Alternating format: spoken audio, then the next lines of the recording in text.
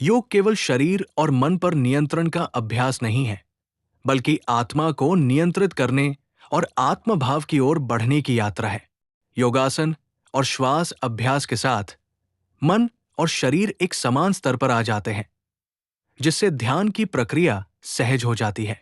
योग आत्मा का ज्ञान और अनुभूति है, जो जाति, धर्म, देश, भाषा, रंग या भौतिक सीमाओं से परे है।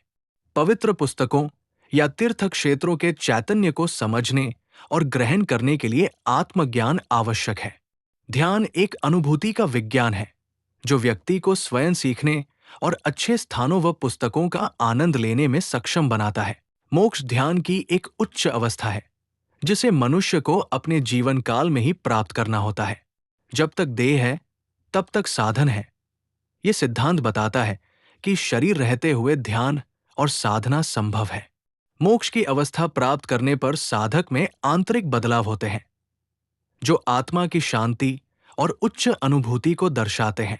वर्तमान में समाज योग के केवल एक पहलू, शरीर के स्वास्थ्य पर ध्यान केंद्रित कर रहा है। ये योग का शुरुआती चरण मात्र है। शरीर को सुंदर और स्वस्थ बनाने के लिए योग करना योग के वास्तविक उद्देश्य से भटकना है। योग का असली उद्देश्य आत्मभाव को प्रधानता देना है, न कि शरीर को। योगासन और प्राणायाम से शरीर स्वस्थ, लचीला और संवेदनशील बनता है। ये लाभ योग के बाय प्रोडक्ट है, न कि मुख्य उद्देश्य। योग का असली मकसद शरीर भाव से ऊपर उठकर आत्मभाव को जागृत करना है, जिससे व्यक्ति अपने वास्तविक स्वरूप को समझ सके।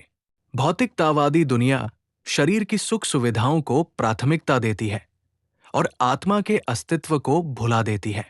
यही समाज और व्यक्ति के असंतुलन का मुख्य कारण है। संतुलन का अर्थ है तन, मन, आत्मा का संतुलन। आत्मभाव बढ़ाने से जीवन संतुलित बनता है और मनुष्य के विचार, आचार व व्यवहार नियंत्रित हो जाते हैं। योग का अर्थ है जोड़ना। ये आत्मा और शरीर का संगम है। जब शरीर और आत्मा जुड़ जाते हैं, तो वे अलग नहीं रहते, बल्कि एक हो जाते हैं। योगी का जीवन आत्मभाव पर आधारित होता है, जबकि सामान्य मनुष्य शरीर भाव की प्रधानता में जीता है। योग का सही उद्देश्य आत्मिक विकास है। केवल योग ही मनुष्य को आत्मभाव के माध्यम से संतुलित बना सकता है।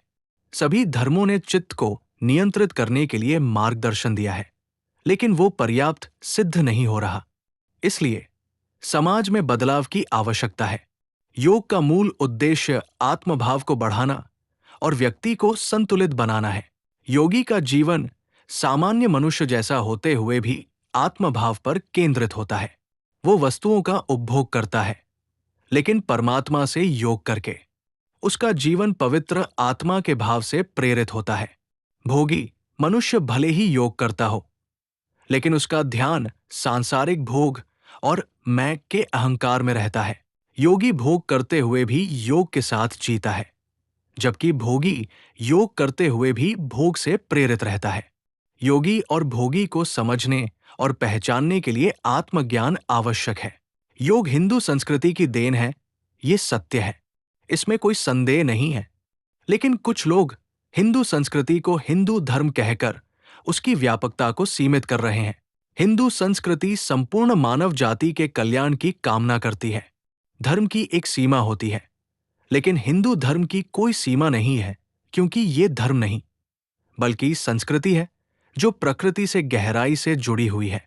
हिंदू संस्कृति संपूर्ण मानव जाति के कल्याण की कामना करती है। धर्म की एक सीमा होती है, लेकिन हिंदू धर्म की कोई सीमा नहीं है, क्योंकि ये धर्म नहीं, बल्कि संस्कृति है जो प्रकृति से गहराई से जुड़ी हुई है। इसमें अनेक देवता, गुरु, ध्यान की पद्धतियां, योगासन, प्राणायाम, ध्यान, शास्त्रीय संगीत, वादन, नृत्य, शास्त्र, पशु देवता, वृक्ष देवता, नदी देवता, समुद्र देवता, सूर्य देवता और चंद्र देवता शामिल हैं। ये सभी प्रकृति से जुड़े हैं। इसलिए हिंदू संस्कृति को धर्म के दायरे में सीमित नहीं किया जा सकता।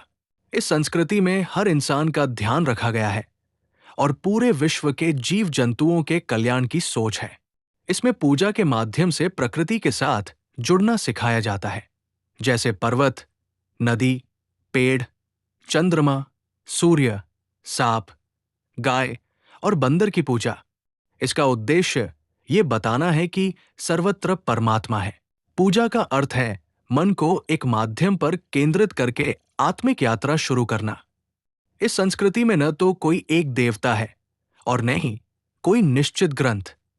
ये एक खुली किताब है जिसे आदिकाल से लिखा जा रहा है और आज भी कोई गुरु अपनी शिक्षाएं इसमें जोड़ सकता है। हमारी संस्कृति में ध्यान योग और जीवंत परमात्मा की परिकल्पना है। ये विश्वास कि परमात्मा हमारे भीतर ही विद्यमान है, किसी और संस्कृति में नहीं है। अन्य देशों में परमात्मा की खोज बाहरी दुनिया में की जाती है। आइए हम राष्ट्र निर्माण की शुरुआत अपने आत्मनिर्माण से करें।